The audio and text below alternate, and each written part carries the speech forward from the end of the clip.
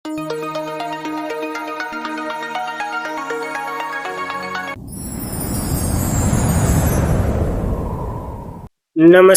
ગુજરાતના અધિકારી મિત્રો, આજે આપણે જોવાના છે 30 સપ્ટેમ્બર 2025 નું મોસ્ટ ઇમ્પોર્ટન્ટ કરંટ અફેર્સ. તે પહેલા ખાસ કરીને ચેનલ ઉપર નવા હોય તો ચેનલને સબસ્ક્રાઇબ કરી લેવી, વિડીયો પસંદ આવે લાઈક કરવો અને તમારા મિત્રો સુધી અવશ્યથી શેર કરી દેવો. તો ચલીએ આજના ઇમ્પોર્ટન્ટ ક્લાસની આપણે શરૂઆત કરી દઈએ. તો વિશ્વ પ્રવાસન દિવસ 2025 ક્યારે મનાવવામાં આવ્યો? તો 27 સપ્ટેમ્બરના રોજ આ દિવસ દર વર્ષે મનાવવામાં આવે છે.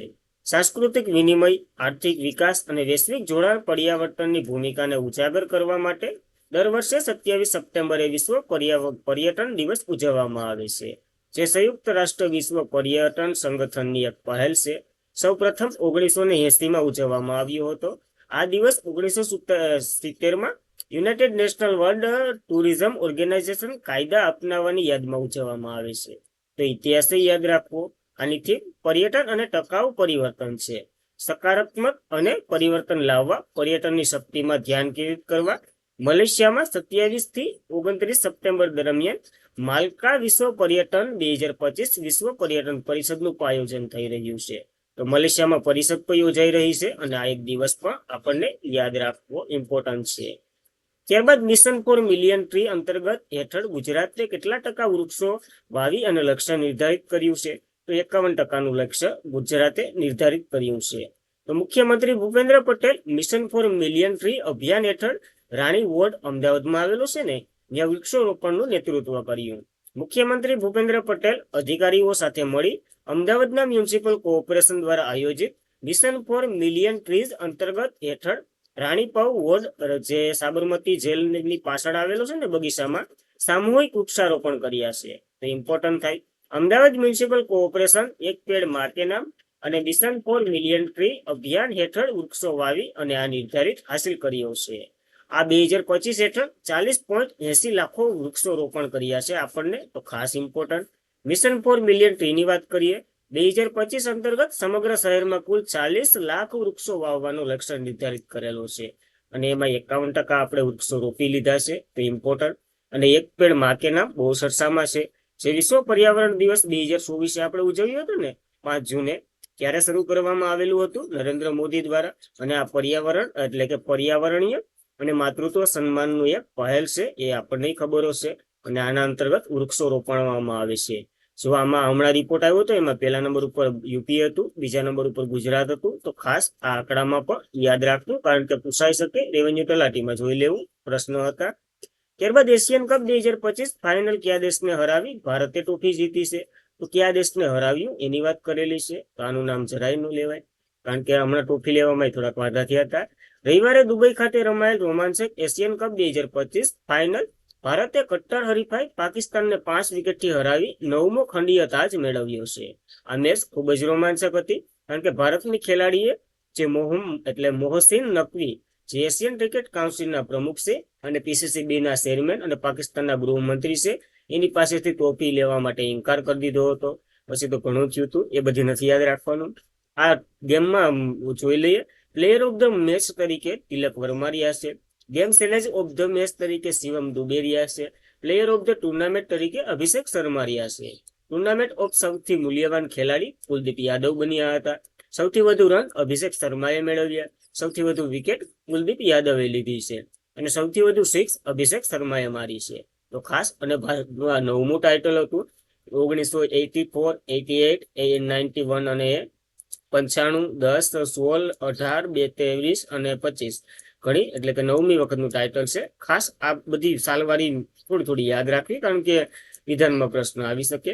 અને ભારત એશિયન કપની ઇતિહાસમાં સૌથી સફળ ટીમ તરીકે ઉભરી આવી, કારણ કે 9 વખતના ઇતિહાસમાં છે. આના પછી લગભગ શ્રીલંકા છે, પાકિસ્તાન 5 ગેમ સાથે, અને પછી પાકિસ્તાન છે 2 ગેમ સાથે. તો ખાસ આ ઇમ્પોર્ટન્ટ માહિતી પણ યાદ રાખવી. ત્યારબાદ ભારતના એટર્ની જનરલ કોણ બન્યા, જેનો કાર્યકાળ 2027, અહીં થોડીક ચેન્જ કરી નાખજો, 2027 સુધી લંબાવી દેવામાં આવ્યો છે. આર વેંકટ રમણી છે, જેનો કાર્યકાળ લંબાવવામાં આવ્યો છે. તો યાદ રાખવું. આર વેંકટ રમણી, જેનો કાર્યકાળ 2027 સુધી ભારતના એટર્ની જનરલ તરીકે ફરીથી ચૂંટવામાં અથવા તો નિયુક્ત કરવામાં આવ્યા. વરિષ્ઠ વકીલ આર વેંકટ રમણી આપણને ખબર હશે ભારતના એટર્ની જનરલ સરકારના વકીલ હોય. ઓક્ટોબર 2025 આ 2 વર્ષના કાર્યકાળ માટે પાછા ભારતના એટર્ની જનરલ તરીકે ફરીથી નિયુક્ત કરવામાં આવ્યા. જે 31 સપ્ટેમ્બર 2022 રોજ આનો કાર્યકાળ શરૂ થયો હતો. વર્તમાન 3 વર્ષનો કાર્યકાળ હોય છે. આ સમાપ્ત થતો એટલે 2027 સુધી લંબાવી દીધો. તો ખાસ યાદ રાખવું. અને એટર્ની જનરલની આપણે બંધારણમાં થોડીક માહિતી જોઈ લઈએ. તો સરકારનો વકીલ હોય, સર્વોચ્ચ ન્યાયાલયનો હોય, પ્રથમ પુરુષ તરીકે કાયદાની વાત કરીએ ને, કાયદામાં પ્રથમ પુરુષ હોય, અને કાયદાકીય અધિકાર મહાન્યાયવાદી ઘણા નામોથી ઓળખવામાં આવે છે. અગાઉની એક્ઝામોમાં તો આ નામો પૂછાઈ ગયા, તો એ પણ યાદ રાખવા. આર્ટિકલ 74 મુજબ એનું પદ છે. આર્ટિકલ 88 મુજબ તે બેઠકોમાં ભાગ લઈ શકે પણ મત ન આપી શકે. તો આપણે જોઈએ તો લોકસભામાં અને રાજ્યસભામાં કોણ તમને બેહવા દે ભાઈ? નો બેહવા દે. તો આ એક હક છે આનો. આર્ટિકલ 105(4) મુજબ વિશેષ અધિકારો છે. આની નિમણૂક રાષ્ટ્રપતિ કરે છે. બધી રાષ્ટ્રપતિ જ કરે. ટૂંકમાં રાષ્ટ્રપતિ કહે કે કાલથી ઘેર રહી જાય તો ઘેરે રહેવાનું. યોગ્યતા 5 વર્ષ હાઈકોર્ટનું જજ અથવા તો 10 વર્ષ હાઈકોર્ટના વકીલ તરીકે અથવા તો રાષ્ટ્રપતિની નજરમાં કાયદા નિષ્ણાત હોય એ વ્યક્તિ બની શકે. પગાર રાષ્ટ્રપતિ નક્કી કરે. કાર્યકાળ રાષ્ટ્રપતિ. દૂરી રાષ્ટ્રપતિ કરે. અને રાજીનામું રાષ્ટ્રપતિને આપવાનું હોય. તો ખાસ બધીમાં રાષ્ટ્રપતિ જ આવે છે. ટૂંકમાં આનું ઘર આખું રાષ્ટ્રપતિ જ હકાવે. હાલના આર વેંકટરમણી છે. પેલા કોણ હતા? MC મિત્તલવાડ હતા.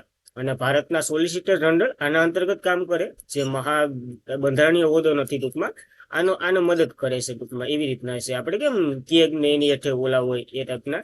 ત્યારબાદ કાર્યકાળ 3 વર્ષનો હોય છે. કામ તો કે એટર્નીને મદદ કરવાનું. અને પ્રથમ તો કે સીકે દફતરી હતા. તો હાલ કોણ છે એ તમારે કોમેન્ટ કરવાની છે આ પદ માટે. તો DRDO એ business lines salesman of the year award જીત્યો છે. જે defence research and development organisation DRDO નું ફૂલ ફોર્મ છે. આપણને બધીને ખ્યાલ હશે. સ્વદેશી વ્યવહારાત્મક ટેકનોલોજી અને યોગદાન બદલ business challenge maker award sales maker of the year award જીત્યો છે. તો ખાસ ઇમ્પોર્ટન્ટ ધરાવે છે.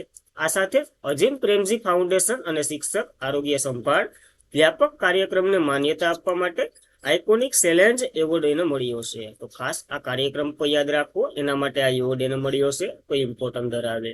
DRDO ની બેઝિક માહિતી તમને ખબર હશે, તો આપણે ચર્ચા નથી કરતા. ત્યારબાદ RBI ના ડેપ્યુટી ગવર્નર તરીકે કોની નિમણૂક કરવામાં આવી છે? તો શશી ચંદ્ર મુર્મુની નિમણૂક કરવામાં આવી છે આ પદ માટે. RBI ની વાત કરીએ, જેના ડેપ્યુટી ગવર્નર તરીકે શશી ચંદ્ર મુર્મુની નિમણૂક થઈ.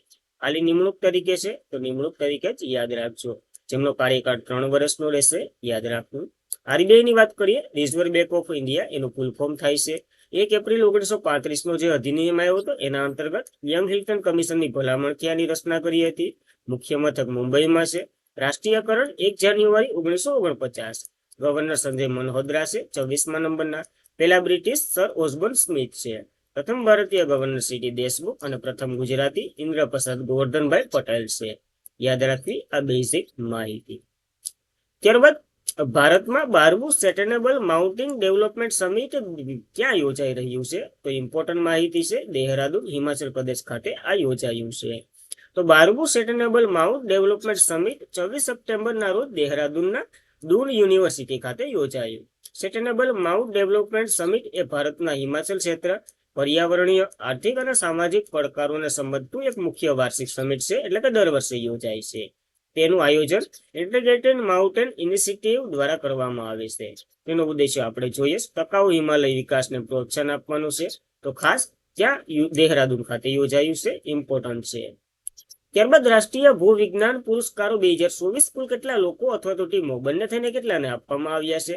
તો બંને થઈને 20 લોકોની પસંદગી થઈ છે આના માટે. જોઈ લઈએ. રાષ્ટ્રીય ભૂવિજ્ઞાન પુરસ્કારો 2024 ભારતના રાષ્ટ્રપતિ શ્રી દ્રૌપદી મુર્મુએ 26 સપ્ટેમ્બર 2025 ના રોજ નવી દિલ્હીમાં રાષ્ટ્રીય ભવન ખાતે સમર્પિત કર્યા છે.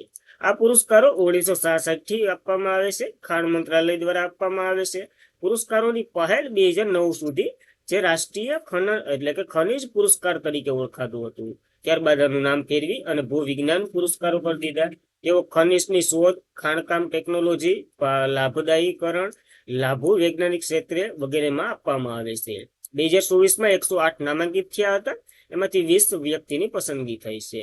જ્યારે એક એવોર્ડ ઇમ્પોર્ટન્ટ છે. કયો? તો કે લાઈફ ટાઈમ અચીવમેન્ટ એવોર્ડ. આ પ્રતિષ્ઠિત પુરસ્કાર ડોક્ટર આપણે અથવા તો પ્રોફેસર શ્યામ સુંદર રાયને મળ્યો છે. તો એક ઇમ્પોર્ટન્ટ છે. એક જ યાદ રાખો, નકર 20 ના નામ ગોખશો તો પેઢીઓ યુઝ આવે. ત્યારબાદ માટીકરણ ટેકનોલોજીનો ઉપયોગ કરી થારના રણમાં ઘઉંની ખેતી પ્રથમ સફળ પ્રયોગ કેના દ્વારા કરવામાં આવ્યો છે? તો રાજસ્થાન દ્વારા કરવામાં આવ્યો, એટલે કે સેન્ટ્રલ યુનિવર્સિટી ઓફ રાજસ્થાને કર્યો છે. જોઈ લઈએ તો તાજેતરમાં સેન્ટ્રલ યુનિવર્સિટી ઓફ રાજસ્થાને રણમાં માટીકરણ ટેકનોલોજીનો ઉપયોગ કરી શુષ્ક જમીન ઘઉં પ્રથમ એટલે કે સફળ છે ખેતી હાથ ધરી. ટૂંકમાં માટીકરણનો શુષ્ક માટીકરણનો ઉપયોગ કરી રણમાં ટૂંકમાં ઘઉં ઉગાડ્યા, એટલું યાદ રાખવું. આ પ્રયોગનો હેતુ પશ્ચિમ રાજસ્થાન થારમાં રાષ્ટ્રીય રાજધાની ક્ષેત્રે તરફ વિસ્તરવાનું છે અને પોલિમર અને સ્વદેશી બાયોફ્યુઅલનો ઉપયોગ કરી રણમાં રેતીની માટીની રૂપાંતર કરી અને જેનાથી પ્રથમ પાણી જાળવણી એટલે માળખું વિકસાવ્યું. ટૂંકમાં એમાં એ ટાઈપના કેમિકલ ને માટીનું બધી ભેળવવામાં આવ્યું કે માટીમાં ઓલા શું કહેવાય રેતીમાં પાણી રહે અને પાણીથી પછી આ ઘઉં ઉગાડ્યા છે. તો પ્રથમ વખત થયું છે એટલા માટે ઇમ્પોર્ટન્ટ. ત્યારબાદ પોસ્ટ વિભાગ અને ઇન્ડિયન ઇન્સ્ટિટ્યુશન ઓફ પેકેજિંગ વચ્ચે MOU થયા છે. તો ખાસ ઇમ્પોર્ટન્ટ. ટકાઉ પેકેજિંગ પ્રથાઓને પ્રોત્સાહન આપવા પોસ્ટલ સેવા કાર્યક્રમ વધારવા તરફ એક મહત્વપૂર્ણ પગલાના રૂપમાં ભારત સરકારે સંદેશા વ્યવહાર મંત્રાલય અંતર્ગત પોસ્ટ વિભાગ કામ કરે છે ને એના પાર્સલ ડિસ્ટોર આજે વાણિજ્ય અને ઉદ્યોગ મંત્રાલયની એક સંસ્થા છે ને Indian institution of technology packing એની સાથે MOU કર્યા છે. ટૂંકમાં બંને વચ્ચે MOU થયા છે. હવે આ બંને મળી અને કામ કરશે. ઇમ્પોર્ટન્ટ ધરાવે, યાદ રાખવું. અને આજના માટે એટલું જ હતું. ખાસ કરીને મિત્રો વિડીયો પસંદ આવે લાઈક કરવો, તમારા મિત્રોને શેર કરવો, ચેનલ પર નવા હોય તો અવશ્યથી સબસ્ક્રાઇબ કરી લેવી, ટેલિગ્રામમાં જોઈન્ટ થઈ જવું PDF સ્ટડી મટીરિયલ વગેરે માટે. તો આજના માટે એટલું જ હતું. જય હિન્દ, જય ભારત.